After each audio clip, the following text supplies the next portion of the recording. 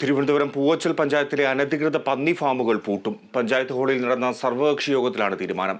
അനധികൃത ഫാമിനെതിരെ Kerala vision news നിരവധി തവണ വാർത്ത നൽകിയിരുന്നു. Kerala vision news impact. Kattaikode, Villidumpara, Kariyamkode, Paramkuzhi, Kappikkad, Cherukode, Karode എന്നിവിടങ്ങളിൽ പ്രവർത്തിച്ചു വരുന്ന 30ഓളം പന്നി ഫാമുകളടക്കം പഞ്ചായത്തിന്റെ വിവിധ ഭാഗങ്ങളിൽ പ്രവർത്തിക്കുന്ന ഫാമുകൾ അടച്ചുപൂട്ടാനാണ് തീരുമാനം.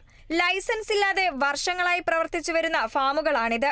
ഫാമിൽ നിന്നുള്ള ദുർഗന്ധം കാരണം പൊറുതിമുട്ടിയതോടെയാണ് നാട്ടുകാർ പരാതിയുമായി പഞ്ചായത്തിലെത്തിയത്.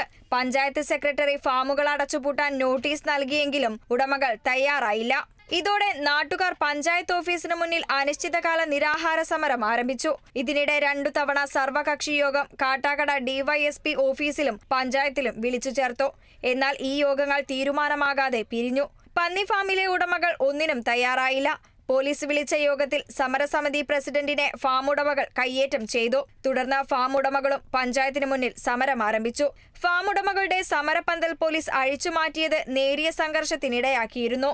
തുടർന്ന് വിവിധ രാഷ്ട്രീയ പാർട്ടി പ്രതിനിധികളുടെ സാന്നിധ്യത്തിൽ നടന്ന സർവകക്ഷി യോഗത്തിലാണ് ഫാമുകൾ അടച്ചുപൂട്ടാൻ തീരുമാനമായത്. Kerala vision news, Thiruvananthapuram.